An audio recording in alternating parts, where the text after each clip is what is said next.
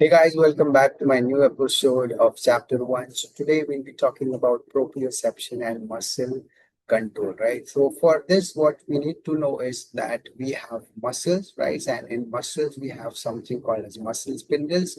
And muscle spindles is something that is really important for you to know because they are like proprioceptors and they are basically the sensors which is inside your muscles, right? And what they detect basically is the change in length and how fast the change is, right? So let's take an example. If you are walking, right, and walking, if you step on maybe something that's greasy and you suddenly slip and then you stop, right? What happens basically is as soon as you step on something, you slip and then you just involuntary before you even know react you just maintain that position. Let me just have a quick demonstration, right? So now supposing I'm walking and then I step and I just stop, right? So what made this thing to happen, right? So what is that mechanism uh, that made me stop, right, or prevent further fall and possibly the damage, right? So here, what you need to understand is you have your muscles, you have your muscle fibers. In muscle fibers, you have your muscle spindles. Muscle spindles are like proprioceptors responsible for change, for detecting change in length, and which can be how fast the length changes, right? So basically, what they do is now they work on a mechanism which is called stretch reflex, right? So now, if I move my arm back, which is like a stretch, right? And in this stretch, right, I will have a reflex action, which is again the change in length detected by muscle spindles involuntarily resisting the further movement, right? I hope you're getting it. So it's like if I'm trying to stretch my chest muscle, right? The moment I go beyond a certain length, I will feel resistance, right? And that resistance is basically coming from the muscle spindles, which are sensors sending signal, right, to my brain and back to my muscles to basically prevent, right? And what's this prevention for? Is to prevent further damage, right? Which can be because of me pulling my arm too far, right? So I will experience some kind of resistance, and this resistance will be for a while. Then again, what happens is again a signal is sent from the muscle to the brain, and again back from the brain to the muscle, basically telling my muscle to relax and allow me to stretch further, right? So whenever you are doing some kind of stretching, what you experience initially is a stretch reflex, and that is basically because of your muscle spindles. So they will force an involuntary contraction resulting into further not allowing me to stretch, right? So again, this mechanism is only to protect you in cases where you are just slipping, right, while walking. So how they work is basically your muscle stretches, your spindles stretches, it sends signal to the spinal cord to the brain again sends signal back to the spinal cord and to the muscle, and this happens really fast. And then the muscle just involuntarily contracts, preventing overstretch and maybe a damage, right? So this is your stretch reflex mechanism, right? So this is important mechanism which can possibly help you from any kind of injury, right, in case you falling or slipping. So that's with your muscle spindles. Now we can go to the next, which is second.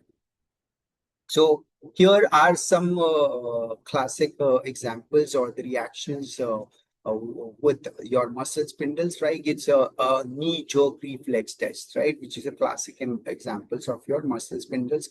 Example can be a jump landing, right? So if you do a jump landing, what happens? Your spindles react to a sudden stretch of muscles, and then they will involuntarily contract that muscle, preventing further movement or damage, right? It's like your yoga stretches, right? So when you do a yoga stretch, what initially you experience is a stretch reflex, which is again that mechanism is handled by muscle spindles, which is ensuring safety before you pull too much and maybe get damaged, right? So again, this can also happen at the beginning of a sprint start, right? A quick leg extension also activates your muscle spindles, right? So this is basically, and I will say, involuntary reaction to your uh, between your brain and the body, right? So similarly to your uh, muscle spindles, you have your Golgi tendon organ, right? So these are also proprioceptors. Basically, as the name suggests, they will be found mostly in the tendons, right? So again, you have your tendons, which helps attach your muscle to the bone. In that, you will have a sensory or a proprioceptor or sensory organ, which is also called as a Golgi tendon organ, right? What they detect is basically they will detect change. I will say they will detect tension, right? So now what happens whenever you are exercising, your muscle is going to experience mechanical tension, and this GTO is responsible for detection in that tension or the force your muscle can produce, right? It's not about length, it is about tension. So basically what this does is whenever your muscle or your tendon is experiencing, I will say, a lot of mechanical tension, which may result into, I will say, damage. What happens? This GTO is activated, right? So now, if let's take a case, right? I'm doing a squat, and or let's take a bench press example, right? This is the most common because you must have seen a lot of time an athlete tries to bench up and then the weight comes down crashing on him, right? So what makes him lose this control is what we need to understand today, right? So here, if I'm benching, my muscles are experiencing immense tension, right? Something that is beyond my control. That is something that it's something that will lead to damage. And what is it going to damage? Is going to damage my muscle, right? So now you have your Golgi tendon organ, which is a sensory organ which detects extreme tension and then it sends signal, right? So what happens?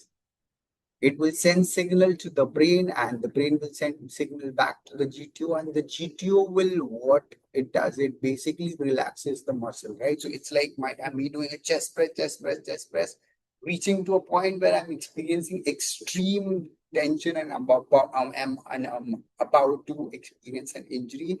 GTO sends signal to my brain sends signal back to the GTO. This GTO just relaxes the muscle and the weight comes down crashing, right?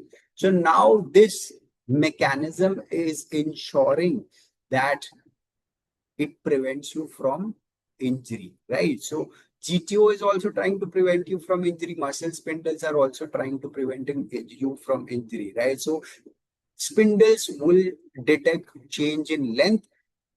Tendon, GTO will detect change in tension, right? So extreme tension, GTO will relax. Extreme stretch, muscle spindles will make your muscle contract, right? So they act as safety switch, right? They act as safety switch. It's like the tripper that you have it in your house, right? Any short circuit, it just trips, right? And it basically cuts off the light, saving you from any further damage, right? So these two sensory organs are responsible for saving you from any kind of injury, right? So now here are some examples, right? If you're doing a heavy deadlift, right, and you are experiencing immense pressure, right, what happens? Muscle relaxes because your GTO sends signal, right?